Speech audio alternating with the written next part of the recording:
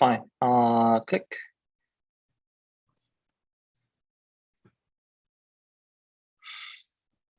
Great. Okay, so we are live on YouTube. Thank you everybody for stopping by in our episode number 3 of interview tips live streams that we are doing at Codecademy community, trying to bring you the best tips and advice from our recruiters about getting jobs in tech, your first job, and all kinds of help that you might need when you're working on your resume, on your cover letter, things to know about the phone interviews, the technical interviews, and any other questions that you might have. Today, our guest is Madison. Madison, you want to introduce yourself? Yeah, of course. Hey, everybody. I am Madison. I'm a manager of technical recruiting here at Codecademy. So what that means is I lead a team of folks, a few that have been on previous live streams included, responsible for hiring all of Codecademy's technical roles. Prior to Codecademy, I worked in both recruiting and people ops positions across companies in like tech, media, and advertising spaces. So breadth of experience across different industries, hiring for various roles. Yeah, it seems like you've definitely been around quite a bit. How does recruiting compare to like other places that you've been, like other roles you've done? You like it?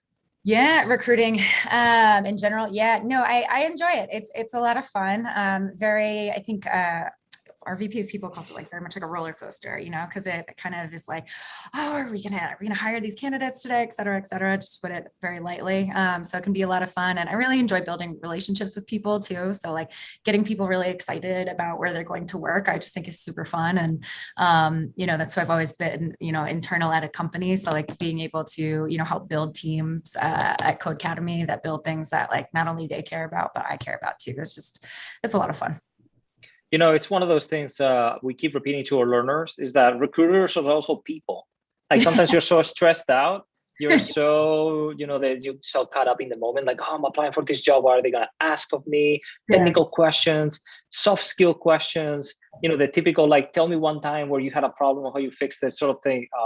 So we always try to remind our learners that when you're applying for a job, there's somebody on the other side that they, you know, they want you to succeed too. Like the fact that they have an open role means that they want somebody to join the team. So just keep that in mind, that, you know, it doesn't have to be an antagonistic zero-sum sort of situation where it's like you against them. That's always a thing. So I'm glad that you said that, you know, you really enjoy it, and it's like very exciting, because it is. It can be very exciting. So let's just jump into what everybody's here for, which is like some advice on applying for jobs and, you know, getting into tech. Do you have any, just to get just started, any sort of general guidance on, let's say you are a developer, self-taught, and you are applying for your first role? What are some of the things that people should be considering when they are applying for these jobs?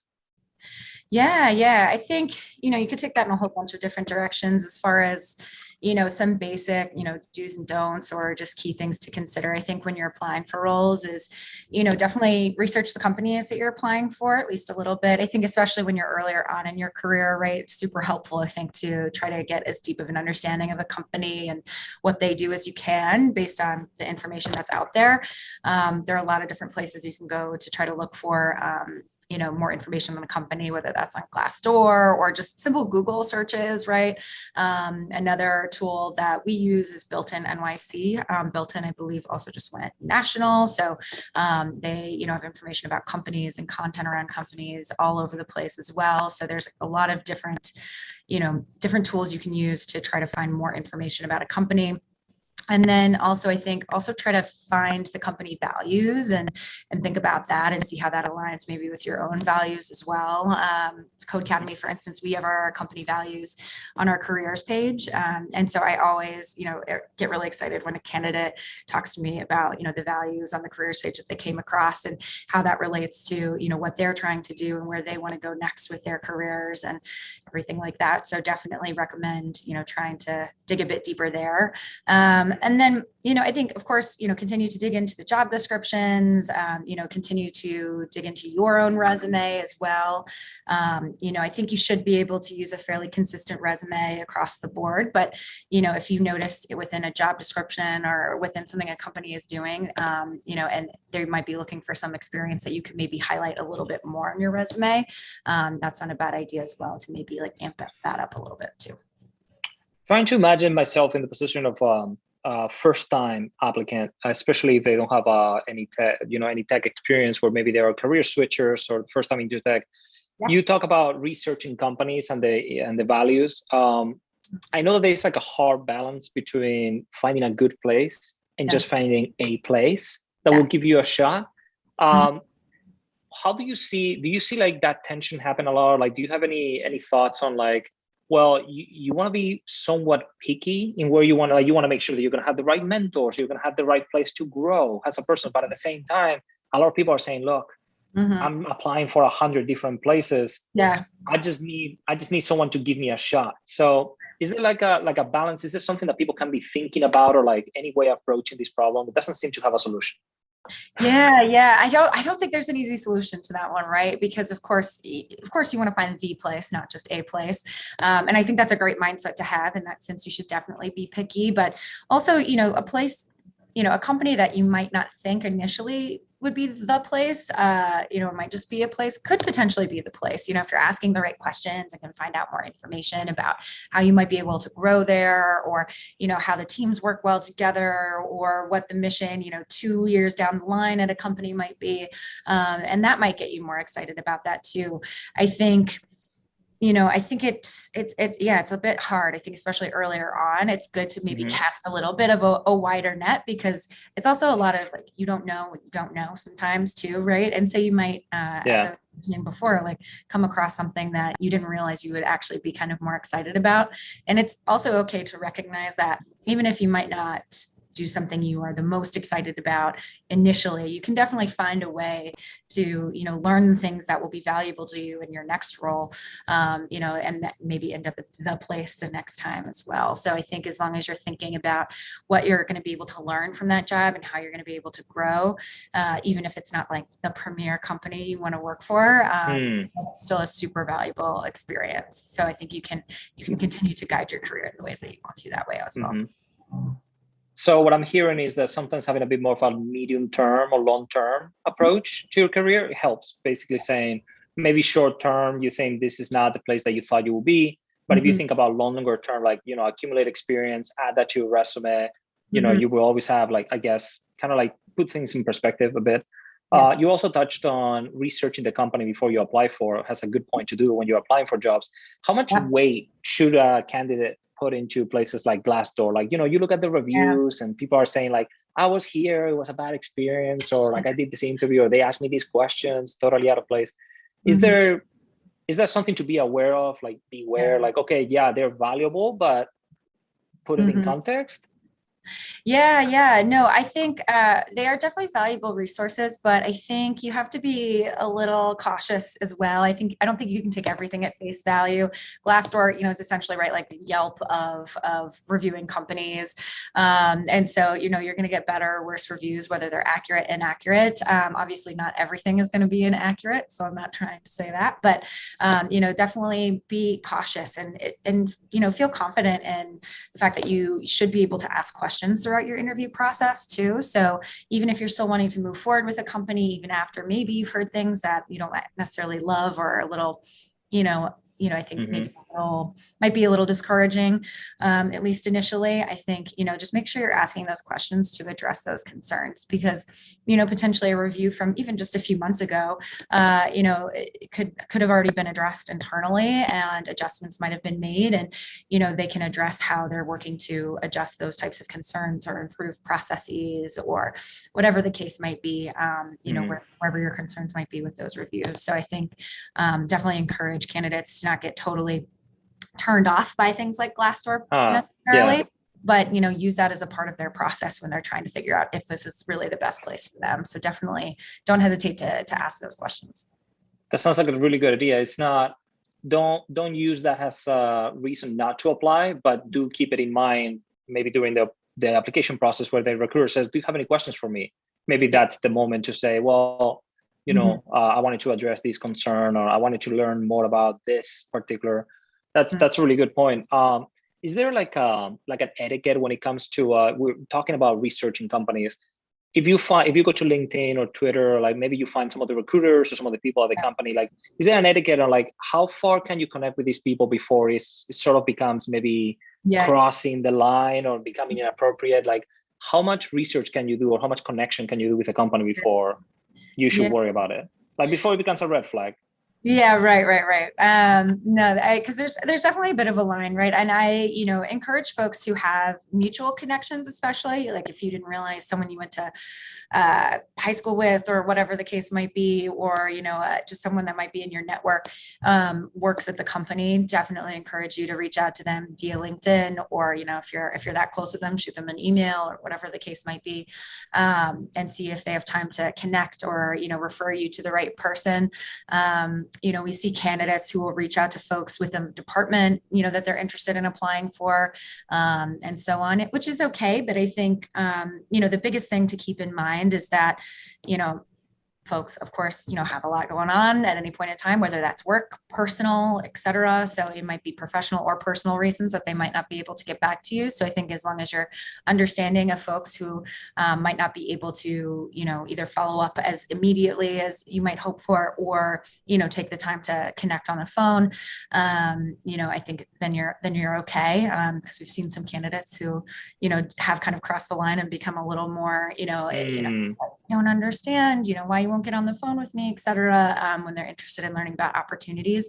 And while we absolutely love, the engagement and, someone being so excited about an opportunity, it's just not possible all the time, unfortunately. And again, that could be due to personal reasons as well. Maybe they're just not available for a reason. So I think just keeping that in mind, the same way we don't want to waste a candidate's time ever. We want to make sure we're staying up to date with candidates as much as we can and getting them feedback as well. We have to be respectful of time both ways. So I think, gentle reach outs to folks that work at the company and the department that you work with, or other mutual connections. If you see someone is connected with someone, trying to see if you can get an introduction. I think those are all great ways to go. Yeah, I know that sometimes that eagerness can translate into annoyance, or it's a fine line between trying to just show that you are interested in the role and saying, I really am motivated for this, or like I really want this. There's a fine line between that and just getting in people's nerves, basically, or like becoming more of a nuisance, I guess, a little bit. So that's why I was. I don't think that's why I was asking the question, because it's and it doesn't necessarily translate that way. Everybody wants to get back to everybody all the time, and I think it's just, again, thinking about it both ways and just trying to, be respectful, and then that's all you can do. But, I think a candidate who is super engaged and, very excited about an opportunity is great. And as long as we're communicating well in that way, then, there's no harm, no foul. Okay.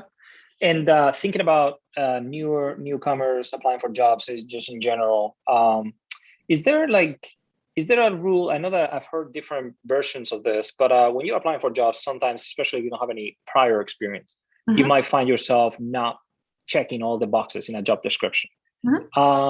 What do you think that is like an appropriate ratio of, like, let's say, okay, they asked for 8 things. I know 5 out of 8 seems like a first shot. Is there like a typical number where recruiters might look at an applicant and say, like, from the recruiter's perspective, you get, I know I talked to Harlan, I talked to other teammates, Hermit, and they said, we only have so much time to look at resumes, so we get so many, there's a big volume. So what do you think that there's like a fair line between applying for something and definitely not being qualified for it, or saying this could be enough that a recruiter on the other side is going to look at it and say, okay. Yeah. And it can go up and down, right? It sounds like, as Harlan and Hermie might have said, sometimes you have more or less time, or sometimes positions are getting more applications versus not, and so then, you might be able to take a little bit more time to review, more and more applications, or, dive a little bit deeper. So there's no perfect answer or perfect guess of whether or not. I think, if someone is actually going to be able to reach out and connect with you on the phone. But I think, give yourself, some room, right? I think, as you were saying, right, there's not necessarily a perfect number, but I think one way to go, right, is a lot of job descriptions are separated into like must-haves and then nice-to-haves. And so if you look at, you know, some of the key things in those must-haves, like maybe the top few bullet points that are in those must-haves of like must-have X type of experience, if you meet some of those, and then especially if you meet some of those nice-to-haves, but maybe not all of the must-haves as well, you can kind of think of that as maybe supplementing a little bit, where a recruiter maybe would be more inclined to say like, oh, you know, they're missing on one or two of these things, but then they have these other things that make them really applicable for this job as well. So like, let's connect and, you know, try to dive a bit deeper into the experience. So I think, you know, I think, you know, it doesn't hurt to apply, right? I think, you know, what I hate seeing candidates get tripped up on, and something that is super prevalent, you know, throughout, you know, I think the tech industry and beyond is, you know, when you see a position that has like, we're looking for 4 or 5+ years of experience or something, say for like a more senior level role, and someone only has 3 and then they still don't apply. You know, I think if you're missing on 1 to 2 years, unless it's, you know, a senior role and you're just starting out, you know, so if you are trying to look for your first engineering role, for example, if it's a senior engineering role that's looking for 4 or 5+ years of experience, then maybe that's not going to be a fit since it's your first role that you're looking for as an engineer. But once you're more at a senior level, you know, don't take like the just hardline years of experience so to heart that it, you know, prevents you from applying, because you see that with different types of candidates all the time. And so I'd say that's one where you can, you know, I think feel a little bit more comfortable, at least, you know, shooting a resume in that respect. I think what somebody told me once a few months ago, I was talking about this with somebody else, and they said, let them be the ones that say no. Don't select yourself out. Yeah. And it was sort of like, if there's a gray area where you're not sure, like you were saying, like if you have 3 years of experience and they're looking for somebody with 4 or 5, if you are sort of like not sure, it's better that they are the ones saying no than you saying no to yourself. Yeah, absolutely. Is that fair? Yeah, I think that's a great way to think about it. As long as, you know, let them say no. And even if they say no right now, in 6 more months, another year, you know, it could be an absolute yes, right? So definitely encourage. I love seeing folks who reapply, you know, after a certain amount of time as well. And it's just very exciting to see that, you know, kind of come through. And I'm like, oh, they've applied to us last year. And like, oh, that's great. They've grown in their experience. Like, let's talk to them and get them on the phone. So I definitely agree. Definitely don't select yourself out of the process, you know, give yourself that opportunity, because otherwise you're not going to know either way. So you might as well try to. And I think this is a great point to switch gears into the don't do's. And the first one that comes to mind is, how often can you apply for a role before it becomes sort of like bad? Like, let's say, for example, that Codecademy is hiring 5 different senior engineers. Should you apply for all 5 roles, or should candidates understand that the recruiters on companies, like if they think that you're a better fit for a different role, like you just apply for one and they will direct you to the right one? Like, how does that work? Yeah, no, that's a good question. And a lot of companies think about this differently. And I've experienced that throughout my career as well, how folks think about this when folks apply to different roles. I think one of the biggest things is not applying to roles that are completely different, you know? So we've had people apply for just like a role on our marketing team, and then a role on the data team, and then, you know, a role in engineering, and none of it kind of fits well together, you know? I think the example you pointed to is an interesting one in terms of like, if we have 5 senior backend engineer roles open, which I think we have a close to that number right now, for example, and, you know, they're on just different teams.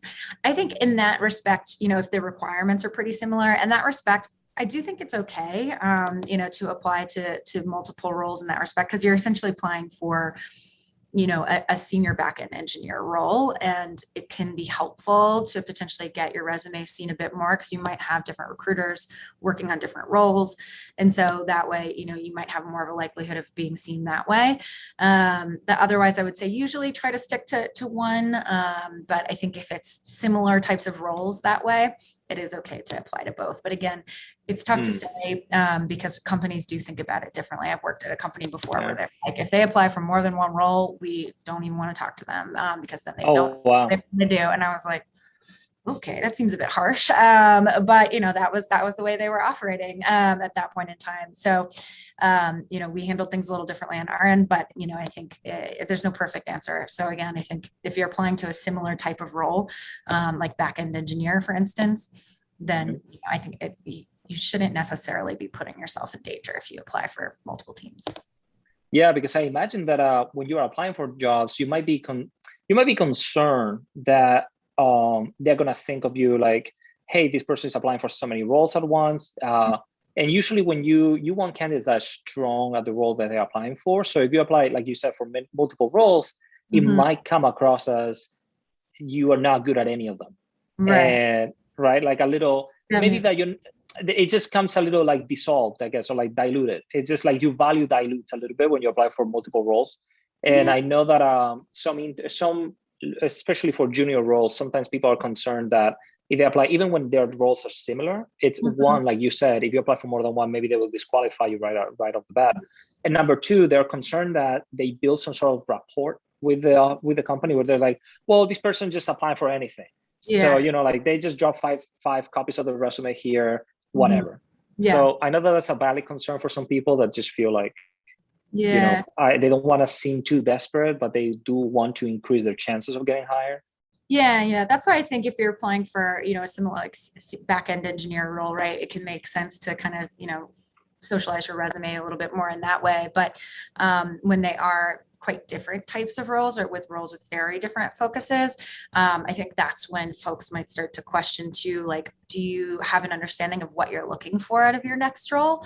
And then that can be a little bit, that can raise some flags for folks sometimes, because I think you don't have to know exactly where you want to end up in 5, 10, et cetera years, right? And also you can say what you want now, and that can always change too. But I think, when you're applying for such different roles, it makes people question again, like, are they going to be happy in this role? And do what they're looking for? A question, I always ask, and most recruiters will ask on their initial phone calls with you is, what are you looking for out of your next role? What is most important to you in regards to where you're going next? Like whether that is compensation, whether that's, a mission-driven organization, a team, that works super cross-functionally, you want a role that has a lot of autonomy, or whatever the case might be, having just that sort of understanding. So if you are applying for 2 just very different roles, then it might, those types of things might not align for folks that you're speaking to in your process. Definitely valid. Do you have any other like big don'ts, like general, like just in general, like if you're applying for a role, it might be a junior role, it might be a more senior role. Is there any sort of like very, I would say not obvious, but it's things that are just like across the board avoidable that will diminish your chances of getting a job? Yeah. I think something that is coming to mind a lot is, especially once you're speaking with a company, not, completely disparaging your current or previous company, especially as you're speaking to past experiences. If someone is like, why are you looking to leave your current role? And you're like, I hate my manager, the company is just a nightmare. It's a mess. You definitely want to avoid things like that, talk that really, even if your company is terrible or something like that, whatever that might mean for you, you just want to avoid phrasing it that way and talk about how like maybe, right now, you're experiencing, being a little bit micromanaged and you prefer to have a lot more autonomy in a role, talking to like how, you want to continue growing in a next role versus kind of hating on or throwing too much shade at your current or former employer. Definitely. Something to avoid for sure, because the big thing to do, right, is to talk about your experience, what you've learned, how you've, adjusted or made improvements moving forward, and like how you'll apply that as you continue to grow within your career as well, rather than just kind of focusing on the very direct things that you haven't liked about something. So that's definitely one big thing that I think is just a no across the board, regardless of how junior or senior you might be. It really sounds to me like basically the rule of thumb is you should be focusing on yourself. So when somebody asks, why are you leaving your old role? Like, why are you changing companies? Instead of disparaging your old company and talking about them, you should be talking about you. Like, well, I try to achieve this. I'm trying to change this. I'm trying to tackle new problems. I'm trying to find new mentors or new, right? Like, Absolutely. It's sort of like you want to always phrase it in the context of you, the candidate, and not so much in everybody else, right? Right. Yeah. I think, focusing exactly as you said, on yourself and your continued growth, I think is where you want to be. Of course, it's good to acknowledge, the team, et cetera, in terms of like being, at Codecademy, one of our values is we win as a team, right? So of course you want to think about things that way as you continue to grow, but it is in regards to what you are looking for, right? So people will usually say like, yes, I'm looking for a mission-driven organization. I'm looking to work with new technologies, to work on new problems. And I'm really just looking for a team that I get along with and, like want to collaborate with. with and a team that really, has this type of environment, et cetera. I think, again, even though, you can still hint at things that are team related, it is still focused on what you as a candidate are looking for versus like saying why something else is bad. That's nice. It's coming to mind as I think of the don't. So don't do this or don't do that in the when you're applying for jobs. It seems that a lot of people, when they're applying for roles, they will try to, how to put it, I'm not embellishing, but sometimes, you're trying to sell yourself, and it seems like there's a bit of a wiggle room in how you can showcase your strengths while minimizing your weaknesses, I guess. So have you had in the past, in your experience, anyone that maybe has taken it too far? Like, is there a point where you're saying like, this is not even going to help you anymore? Like, you don't need to do this. Is there any sort of like, don't do this, for example, in your resume, like, should you, I'm just trying to think like general don'ts for this. Yeah. General in terms of, over embellishing or, hiding your experience a bit too much. I think that something, and let me know if this isn't getting at the heart of the question, but I think in terms of your resume and, how you speak to your experience,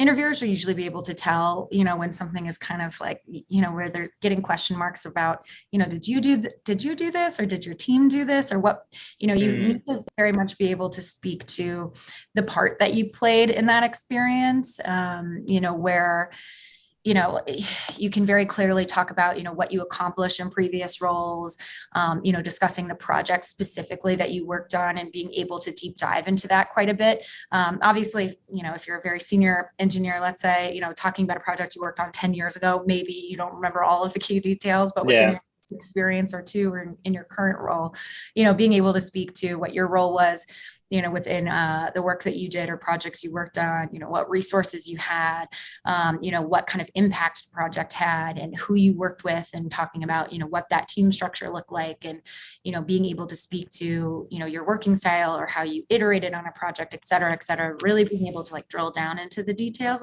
quite a bit. I think, if you get to the place where you're not able to do that, and you're kind of like, yeah, I did this thing, and someone asks you how you did the thing, and you can't really speak to how you did the thing, or how you, iterated, or, improved on the thing, or, who you worked with as a part of doing that thing, then you're going to be, I think, talking for your experience a little bit too much.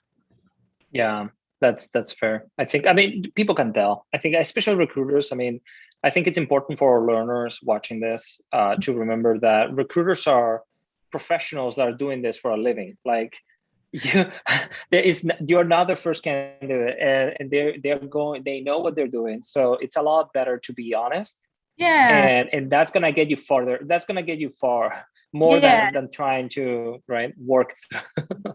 Right. And I think a key thing to remember too is it is totally okay to admit what you don't know. In fact, that's one of the biggest don'ts that I see sometimes too, is folks, kind of make something up or try to skirt around an answer. Of course you don't want to just say, I don't know. And, in that period, you don't want to say that. But you could say, I actually haven't had experience with this before.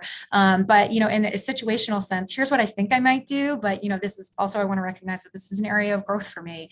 Or, this is what I've experienced secondhand so far. You can admit what you don't know. I think that's it. That's a big strength for someone if they, admit what they don't know, or are able to talk about a mistake that they've had. It's all about where you go from there, right?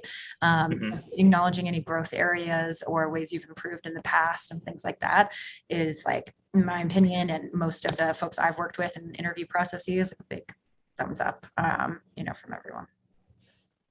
Yeah, I think that people have to get a bit more confidence in their skills. If you got to the phone interview, if you got to the first hurdle, if you submitted your resume and somebody said, this is good enough that I want to talk to them, pat yourself in the back. Just be like, okay, there must be something there. I'm a strong, I have to be a strong enough candidate that they're willing to talk to me. So sometimes just there's no need to do anything extravagant or to try to push it too far. You already passed that sort of check, right?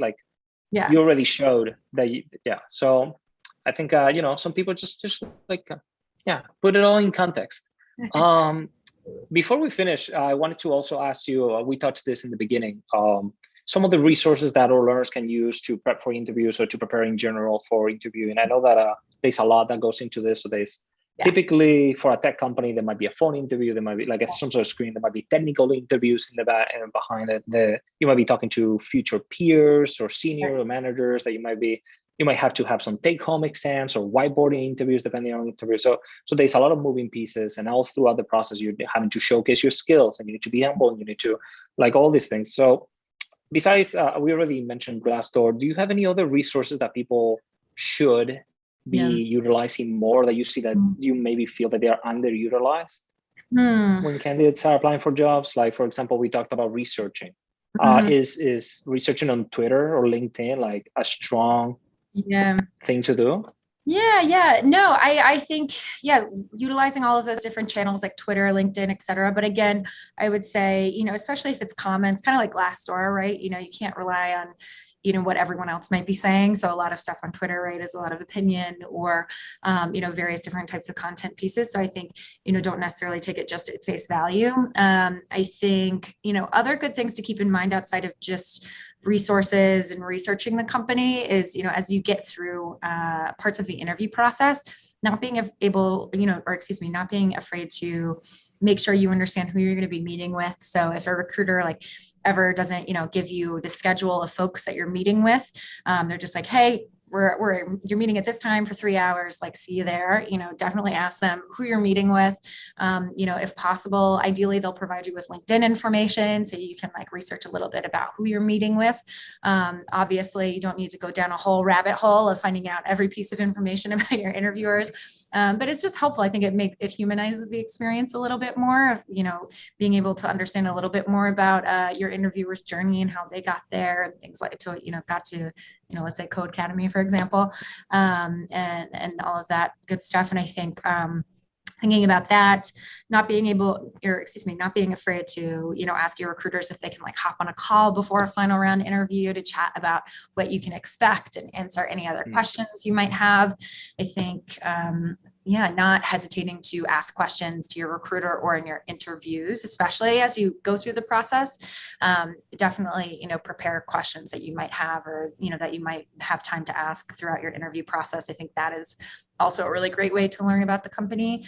I definitely enjoy when candidates, even very early on in the process, have, a certain amount of questions, or, we can get through a certain amount of questions within a certain amount of time. As long as I have time, I'm always happy to, stay on a phone call longer with the candidate to answer questions they might have, because it's really invigorating for me too, personally. I feel when a candidate's tell me more about Codecademy, why you really enjoy being there, what brought you there, or, what's been one of the biggest struggles that you've had, at Codecademy or elsewhere, et cetera, things like that. I mean, doing that in-person sort of research is definitely a great way to learn about the company. That also, I think, using, searching for, depending on what types of interviews you're doing too throughout the process, I think, trying to find those resources as far as what you can ask, if someone's doing a behavioral interview, understanding, I think, how, what types of questions might be asked and, how to respond to those.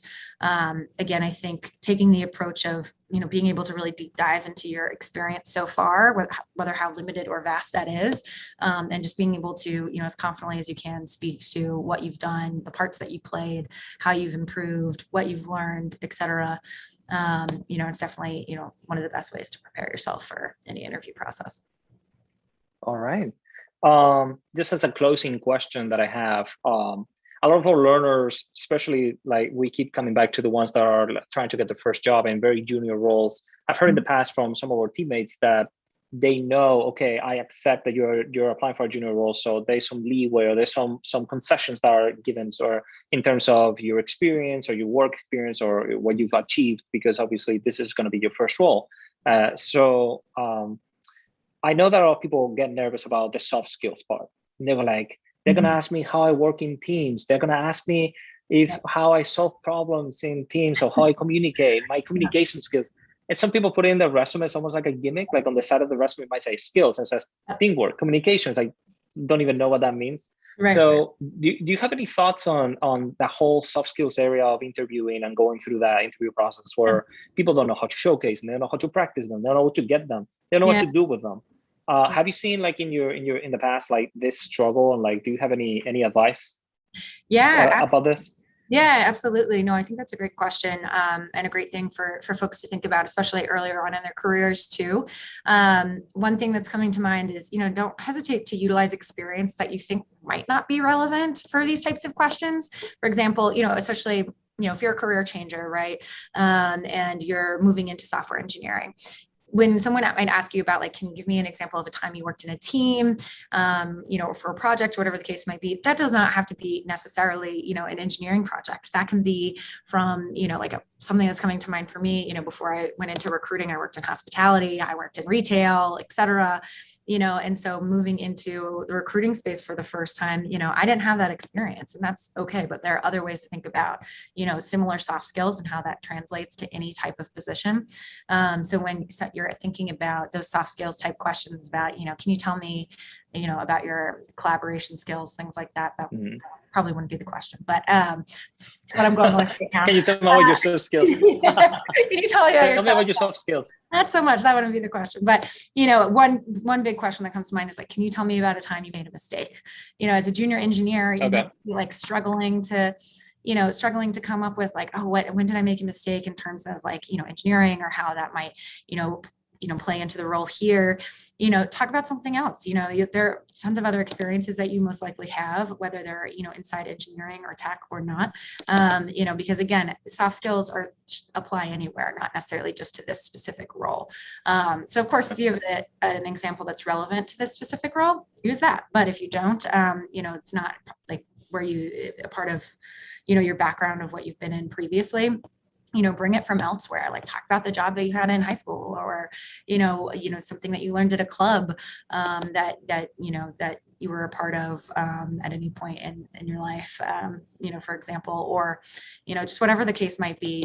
It's not usually too much of a reach, to think about it that way. So even if you haven't had a role within engineering previously, pull from previous experiences, because again, as you're saying, it's more about, the ability to do these things rather than the experience, depending upon, what role you might be interviewing for.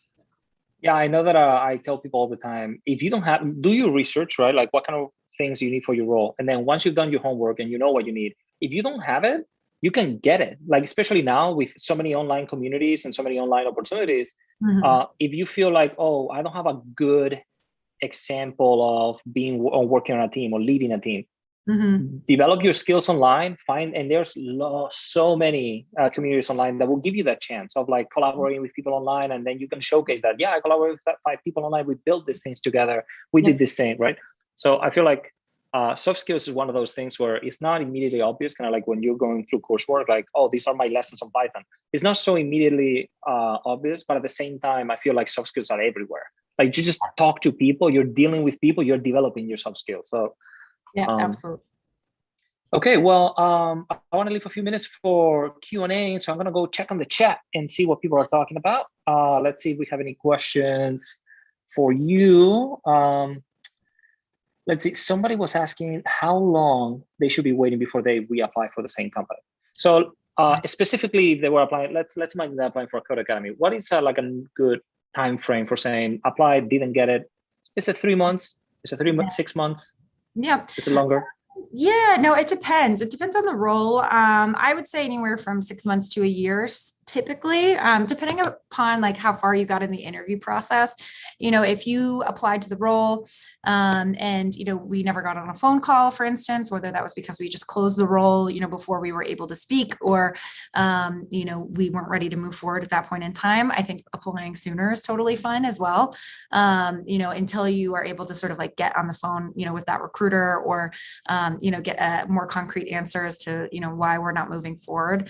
I would say you can kind of gauge the timing that way. So, for example, if, we didn't get on a phone call because, we felt you weren't qualified for the role, or you were lacking some skills, et cetera, for what we were looking for, then I would say, 6 months to a year, depending upon, where you were in the process. And then I think, if you just didn't care from us for some reason because we were closing the role or, we filled the position, apply as soon as something reopens. But I think if you, get anywhere into the process and it's there was a lack of skills, I think 6 months to a year is usually like a good general guideline. 6 months to a year. And spend that time getting the skills, right? Not just wait, but like if you didn't get it because of the lack of skills, spend those 6 months learning the skills. Absolutely. Is it, I know that a lot of people, a lot of companies, unfortunately, when they get back to you, they usually it's like a very succinct sort of, sorry, there was a lot of candidates who didn't get it. Yeah. Is there like a rule of thumb of like, can you be a little persistent and like reach out and be like, I would love some feedback on why I didn't get this role? Something like, is that totally acceptable? Like some people feel like maybe that's crossing a line or something. Can you, is that fair to ask for feedback on why you didn't get it? Or does it depend on how far you got into it? Yeah. I would say it's totally fair to ask for feedback. As far as, expectations of what you as a candidate can potentially get back, you have to be a little bit, I think, lenient and understanding in that sense. I think, again, you can always ask for feedback. I would say if it's just in an application, it is more than likely going to be harder for a recruiter or for someone to get back to you very directly or very quickly about, why we didn't move forward with the application. Usually after a phone call, we'll try to provide context, or after a phone call we may send a slightly more general message. And if the candidate follows up for feedback, we'll usually try to get back to them as well. But especially after any in-person meetings or after like any take-home evaluations, anything like that, we usually offer the opportunity for, feedback, like to get on a call, like after our final round, for example. So again, I think it never hurts to ask, right? Just kind of similarly how it doesn't necessarily hurt to apply to a role that you're not 100% confident that you might qualify for, definitely ask, but then I think just temper expectations a little bit, based on the stage of interview process that you're in. Okay. Another question. When you're looking for your first job, should you filter your job search for openings that only say things like junior or internship? Yeah. It really depends. I mean, titling is different at every company. So, there's not necessarily a perfect answer because, for example, our initial software engineering positions are software engineer 1. So that doesn't have junior in the title anywhere.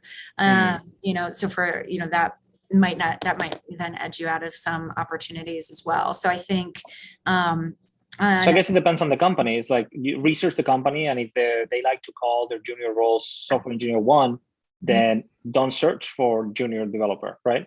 Yeah. I guess it just comes to the nomenclature or like the keywords that they use. Yeah.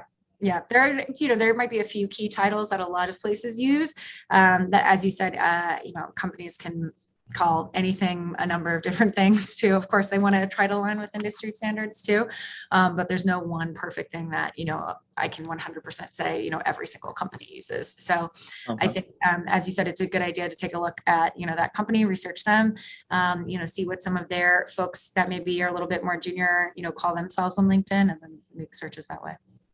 Okay. And I know that this is probably too specific of a question for your role, and this seems to be more of a technical interview, like in the technical interview process, sometimes you will interview by engineers that work in a Codecademy or like the company you're applying for. You're talking directly to people that will be your peers or your managers. So this person is asking if recruiters, you often look at an applicant's submissions at places like open source places or GitHub repositories and things like this. Do you know if recruiters specifically look at these kind of submissions, or is that like if you're far enough in their application process, maybe somebody will? Yeah, it depends. Sometimes, yes. I would say, I think, depending upon, the amount of hiring that might be going on, for example, maybe not, but I think especially for like apprentices and things like that, for apprenticeships, internships, we'll take a look at that as well. Or that might be a part of the overall, application process in general.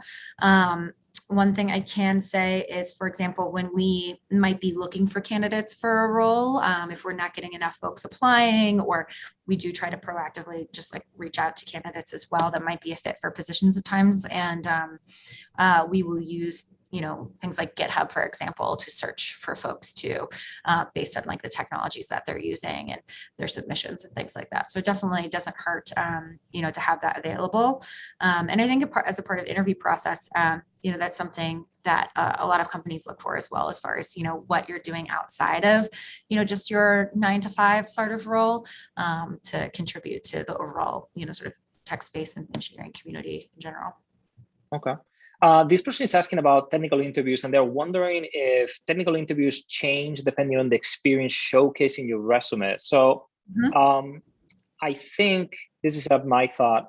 You can, I'm hoping for your answer, but I think interviews are usually set for the role, not for the candidate. So like if this person asking if a technical interview will change depending on their experience that they're showcasing in the resume. I think the answer is no. No, but in a sense, right, depending upon your experience in the resume, that will affect which role you're being considered for, right? So in a sense, yes, but no, it is not tailored directly to each candidate. So if we're interviewing candidates for a senior backend role, let's say, or senior backend engineer, if we're going to keep using that example, every senior backend engineer candidate receives the same technical interview, regardless of their experience, whether that's a little different from someone else's or not, they receive the same general interviews across the board. Okay, fair. Let's see if there's any other questions to wrap this up. Okay, so we had a question here saying, are there any underrated tech positions that a candidate should consider to apply for to get their foot on the door? QA, quality assurance testing, technical writer, how to go about it.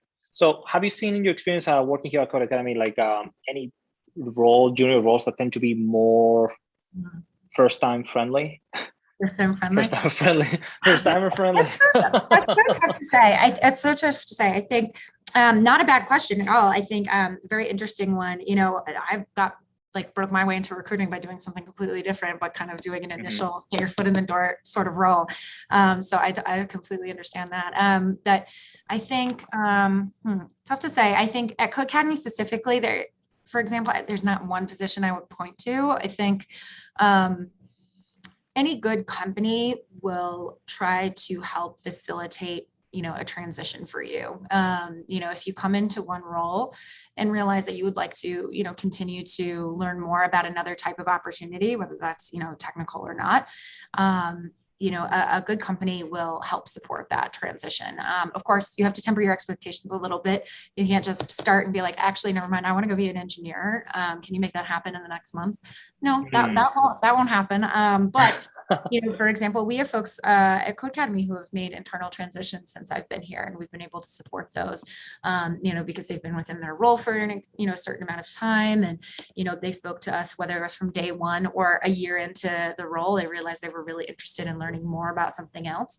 Within reason, we will try to, good companies, I think, will try to help facilitate that type of transition, and that obviously can take some time in terms of making sure that we can, a company can support the professional development and learning of that person, and help get them exposure to that type of opportunity, and then eventually hopefully transition them into that role.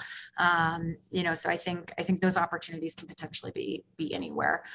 So it really depends. Of course, if you can get into a role that helps give you some exposure to the type of work you might want to do eventually, that's great. But I wouldn't necessarily say there's one particular role, and not at Codecademy specifically. That's fair. I think depending on where you're applying for, what you're applying for, you need to learn the keywords that they use. Like, for example, we're talking about software engineer 1 versus junior software developer, or keywords like that. I know that for data particularly, it's also, you also need to learn the different sort of like ladder, the rungs in the ladder, because there's a difference between being a data analyst, being a data scientist, being there's all these keywords that you can use, and they mean different things. So I'm not sure that the person asking this question meant it that way, but I would definitely research what the role that you're applying for is and what the typical names are for a junior role in that would be more like, everybody knows that internship means low level. Like it's what it means. So so I would just research your role and what is typically the nomenclature, I guess, I like the name for it. Okay, well, we've been talking here for a while. Madison, thank you so much for spending some time with us and the community here. I'm sure that a lot of people have learned a lot, and I know that there will be a lot more questions, so we just kept going all day. But we have to stop at some point. Thank you for being here live with us today. Yeah, no, thank you so much. Thank you so much, everyone, for dropping by. It was great virtually with you. Yeah. And reminder that we're doing this every week, and we'll have another recruiter on next Monday as well. So check out the past videos if you haven't seen them yet. And we'll see you next week, everybody. Awesome. Thank you and have a great week. Bye-bye. And that's the